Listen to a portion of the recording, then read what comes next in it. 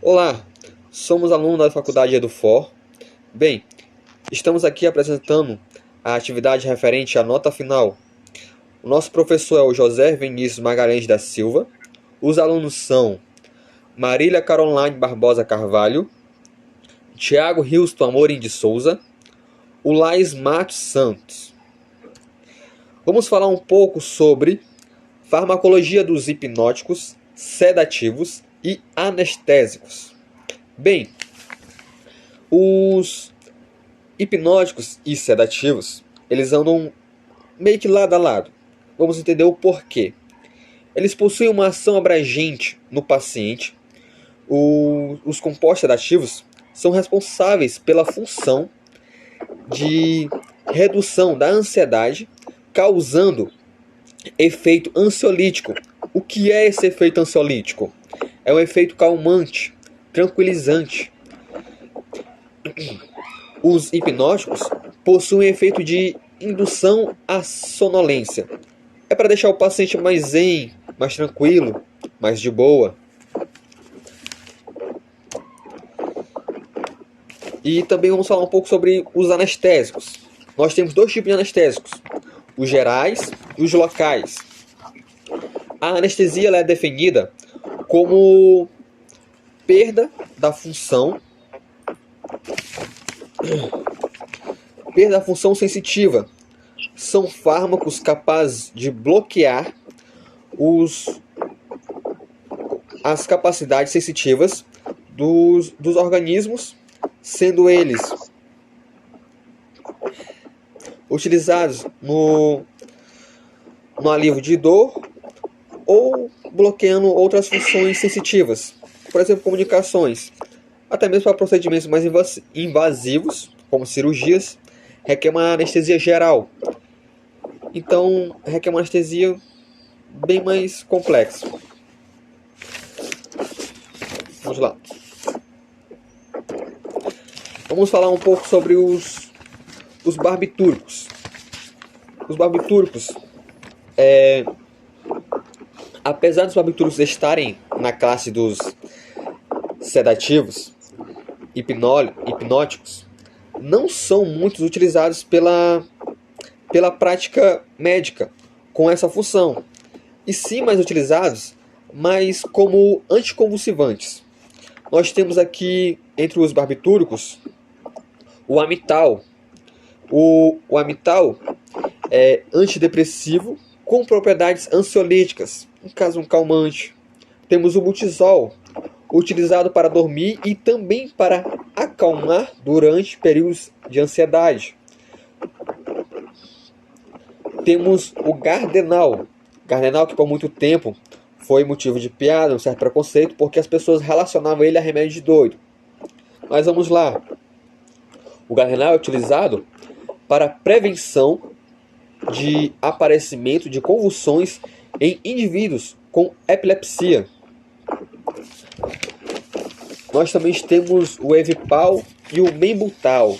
Bem, o Evipal ele é um medicamento indicado para prevenir convulsões de pacientes com epilepsia ou de outras origens.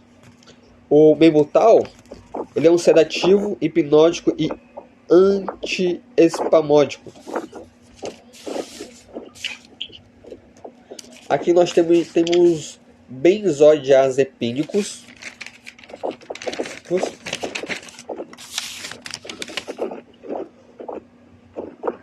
Os benzodiazepínicos têm um amplo índice terapêutico, bastante indicado pela nossa classe médica. Apresentam ainda propriedades anticonvulsivantes, relaxante muscular e amnésia. Vamos supor, esse na questão amnésico dele aqui é para tratar algum caso tipo traumático. Uma pessoa que sofreu um trauma recente, ele vai auxiliar nessa questão. Vamos lá. Nós temos aqui o diazepam, que ele atua como calmante direto no sistema nervoso central.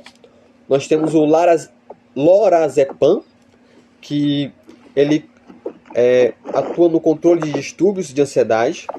O alprazolam, que atua também como transtorno de ansiedade, síndrome do pânico. Nós temos o nitrazepam, ele é utilizado para tratamento da insônia. Pessoas que sofrem de insônias, muitas vezes é indicado o nitrazepam para ela.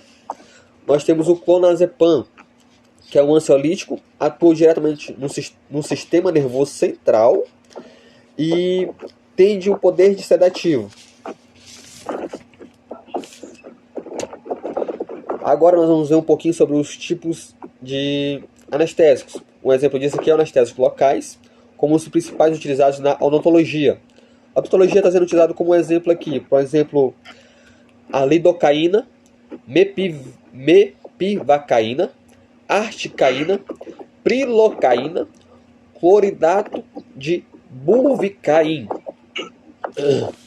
Os anestésicos locais, eles tendem a atuar bloqueando a ação de canais iônicos na membrana celular neuronal, impedindo a neurotransmissão de potencial de ação, ou seja, ele acaba agindo como uma transferência de comunicação na nossa membrana celular, impedindo, vamos supor, posso dizer, o envio de comunicação do nosso sistema nervoso para o nosso sistema nervoso periférico, para o nosso sistema nervoso central, para que nós tenhamos uma resposta. Vamos falar um pouco agora sobre os anestésicos gerais. Aqui nós vemos até uma imagem dos anestésicos gerais, que é uma sátira, vamos dizer assim. Podemos ver uma paciente deitada numa maca, falando o seguinte: doutor, meu único medo é da anestesia. Então o doutor fala: fique tranquila, o anestesista é ótimo. Então o anestesista, por sua vez, nós podemos ver ali num balãozinho de nuvem, ele pensando: e tô aqui para te proteger dos cirurgiões. Como anestésicos gerais, nós temos os anticolinérgicos, antieméticos, antihistamínicos, ansiolíticos e hipnóticos, relaxantes musculares também.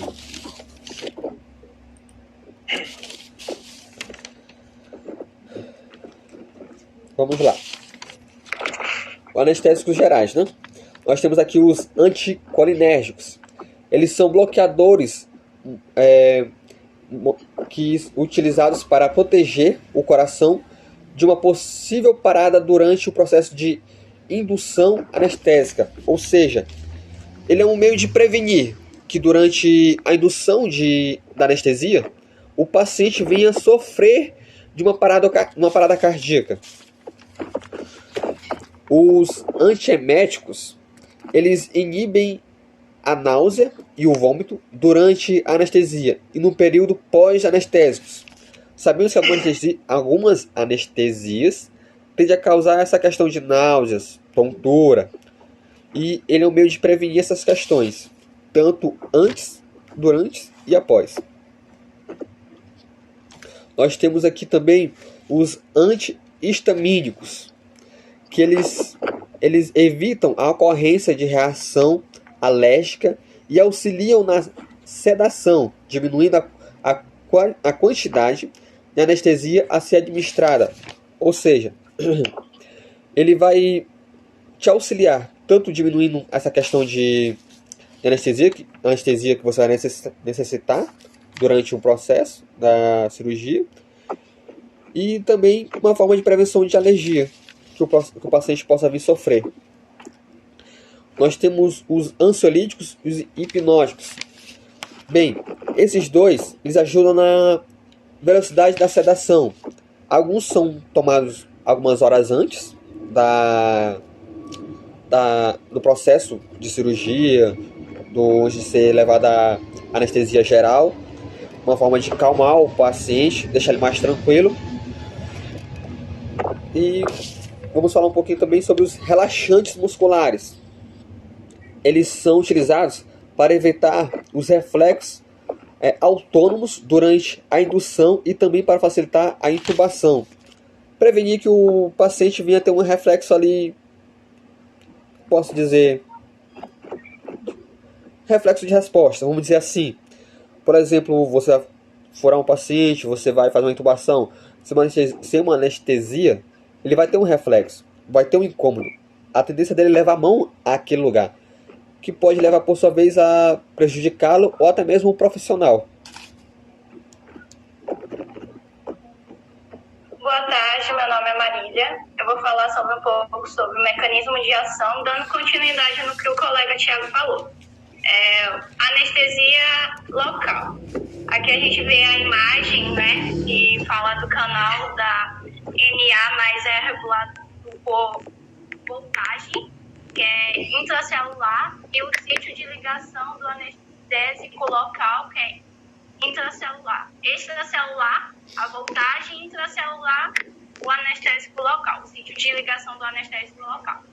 Os anestésicos locais, eles são conhecidos como os AL, ou anestésicos locais. Eles agem inibindo a condução dos nervos periféricos através de interações diretas e revisíveis, com a porção intracelular dos canais de sódio, controlados por voltagem, diminuindo assim a probabilidade a este íon e impedindo a despolarização da membrana.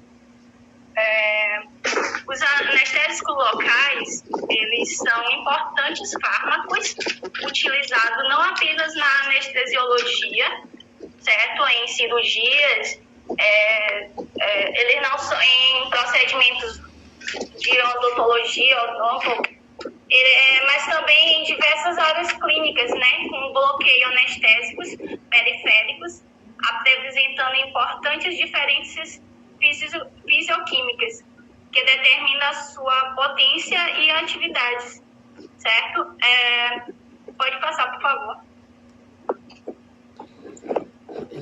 Certo. Aqui a gente vê o mecanismo de ação de anestesia geral, certo? Para facilitar a compressão dos complexos do mecanismo de ação da anestesia geral, anatolíticos no sistema nervoso central, eles foram divididos em 3 níveis. Quais são eles, Marília? O primeiro é a imobilidade e inibição da resposta e estímulo narcísticos. O segundo são amnésia, certo? O terceiro são outros efeitos indesejados pela administração de anestésicos, anergia e hipnose. O terceiro já é na administração. Aqui a gente vê a imagem, certo?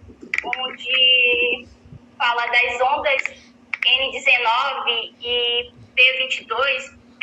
Elas são a examinada ação dos anestésicos sobre as ondas do PS, verificando se eles atuam mais acostumados no cérebro da N19 e a P22, tendo uma moderada ação na onda N13. É possível que se inicie na medula, ainda que a ligação entre o agente e o receptor na fibra nervosa, a nível medular, não seja muito forte. Voltando com vários estudos, né?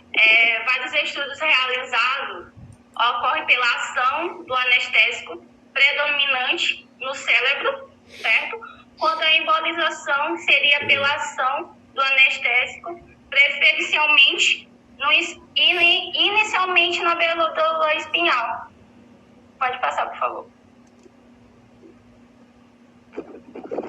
Aqui é o mecanismo de ação, como eu já tinha falado, os sedativos hiponeicos também, como o Thiago falou, eles atuam nos receptores GABA, que é o ácido GABA-amilotírico, fazendo que haja um influxo de íons cloreto, causando assim um efeito depressor do CNC, sistema nervoso central, diminuindo a ansiedade.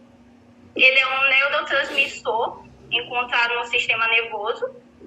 O GABA é secretado durante o repouso e é capaz de acalmar o cérebro. Então, ele tem essa função, função motivo dele fazer isso, né? O principal motivo, ele tem de acalmar o cérebro, né? Quando a paciente está em estado de ansiedade, até depressão. Regulando a atividade dos neurônios, né? Pode passar, por favor. Certo. Aqui a gente vê os mecanismos de ação específicos, né? Que são os barbitúricos, como a imagem apresenta, que ele aumenta a duração da abertura dos canais do cloreto reguladores do GABA. E o benzodiapínicos, que ele potencializa a inibição da GABAérgica. Pode passar, por favor. Os efeitos adversos, tolerância, dependência, abstinência e queda de produtividade. Os sedativos hipnóticos podem causar dependência, né? A tolerância, como eu acabei de falar, quando a dose utilizada não foi mais efeito, a dose utilizada não fazer mais efeito, né, no paciente, fazendo com que o paciente use uma quantidade cada vez maior. Por isso, a suplementação em utilizar é recomendado por uma orientação médica, né? Os pacientes que atendem tomar só, não é recomendado, tem uma orientação na postologia médica. E aí, eu vou deixar a palavra para o aluno Lais. Bom dia, boa tarde, boa noite. Complementando o que Marília falou, e dando uma ênfase sobre os efeitos adversos, os hipnóticos, eles são medicamentos utilizados para diminuir o estresse, a ansiedade e as tensões acumuladas e ajudam a combater a insônia. Ou seja, ele é muito bom para ajudar pessoas que têm problema com insônia, com ansiedade, essas coisas. Segundo o neurologista Yonekura, segundo ele falou assim que elas atuam nos receptores do cérebro, aumentando os efeitos de uma substância química que inibem os sinais elétricos do nosso organismo. Aí eu pergunto para vocês, pode passar o slide? Aí eu vou falar para vocês qual a diferença sobre os hipnóticos sedativos e os anestésicos. Não tem aí, né, ainda, porque eu já estou falando sobre a diferença deles. Os sedativos são fármacos, como eu falei, capazes de degrimir a atividade do sistema nervoso central. Já os outros são chamados de hipnóticos sedativos, que produzem sonolência e facilitam a iniciar o sono. Como eu falei anteriormente, ajudam pessoas que têm problema com insônia. Qual o mecanismo de ação deles? Bom, eles possuem um mecanismo de ação de agentes sedativos. Os hipnóticos são fármacos que produzem a depressão gradativa do sistema nervoso central. Possui ação sedativa com redução da ansiedade, efeito calmante, ação hipnótica e ação dos receptores dos GABAérgicos. Acho que é isso, GABAérgicos. Bom, pode passar, Tiago. Slide. Falando agora... Pode passar, Tiago. Isso. Falando um pouco sobre as interações medicamentosas, os sedativos hipnóticos interagem com alguma das classes desses fármacos, como os antihistâmicos, que causam efeitos depressor do sistema nervoso central, que, alinhado com os sedativos hipnóticos podem causar efeitos adversos já citados, como Marília citou, como eu citei, como o Tiago citou lá no começo. Além dele, também possui os antidepressivos, os anticonvulsantes e os analgésicos opioides. Falando agora sobre... Pode deixar aí, Tiago. Ou voltando lá para os efeitos novamente. Os efeitos adversos. O slide, por favor. Isso. Mas agora não falando dos efeitos adversos, mas falando um pouco sobre os efeitos tóxicos dos sedativos hipnóticos. Bom, eles ocorrem mesmo com os usos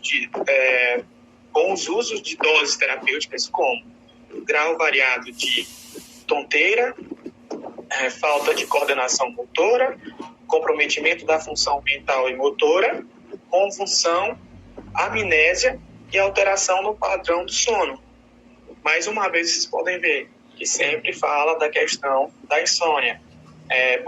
Alguns exemplos de medicamentos, pode ir mais para frente, já. Na medicação. Mais um, isso. Alguns dos exemplos... não, volta. Isso. Alguns dos exemplos de medicação que eu relacionei aqui para falar do nome deles, que são os midazolam, o istazolam, o flurazepam, o clorazepato, o oxazepam, alprazolam, isso, larozepam, diazepam e zolpidem. Esses são alguns dos medicamentos. Esses são alguns dos medicamentos hipotéticos sedativos. As principais vias de administração desses tipos de medicamentos. Bom, as principais vias desses tipos de medicamentos são a via oral, a intramuscular, endovenosa e a via inalatória. Essas são as principais vias para esses tipos de medicamento. Quais os cuidados que devemos ter nas aplicações desses medicamentos? Bom, um dos principais cuidados que temos que ter é checar as doses que vão ser administradas no paciente, fornecer informações adequadas para a equipe médica que for fazer esse tipo de procedimento, manter o arreio do paciente e principalmente monitorar o estado e a consciência que o paciente vai ter após a sedação desse medicamento no organismo dele. Outros cuidados, falando já sobre os cuidados médicos na hora que forem prescrever, para quem for prescrever, o médico, quem for prescrever esse tipo de receita para eles. Quando forem prescrever, alguns dos cuidados que precisam ter devem ser prescritos em receituário B, de cor azul. Por quê? Porque eles são considerados de tarja preta. E a gente sabe o risco que pode ter de dependência e de tolerância. O prescritor, como eu falei, o médico, quem for prescrever esse tipo de medicamento, precisa estar atento ao horário da administração do medicamento, o uso de álcool, o uso de outros medicamentos, porque a gente sabe que essa é uma classe de medicamentos que interagem com muitos outros fármacos. Então, eles têm que estar atentos a esse tipo de prontuário na hora que forem fazer o receituário desses medicamentos. E para concluir o nosso trabalho, dando conclusão ao nosso trabalho, os sedativos hipnóticos, como está no slide, são medicamentos que agem no sistema nervoso central e atuam nos receptores GABA, com o intuito de reverter o quadro do paciente e dar uma qualidade de vida melhor. Vale ressaltar também que eles também são analgésicos por agirem diretamente ao sistema nervoso central. Então, bom, gente, agradeço vocês, ao professor Vinícius, e esse é o nosso trabalho. Aqui também a gente colocou umas referências de onde a gente foi buscar artigos, palestras e outras coisas para estudar, para me apresentar. E é isso. Agradeço a oportunidade e até a próxima.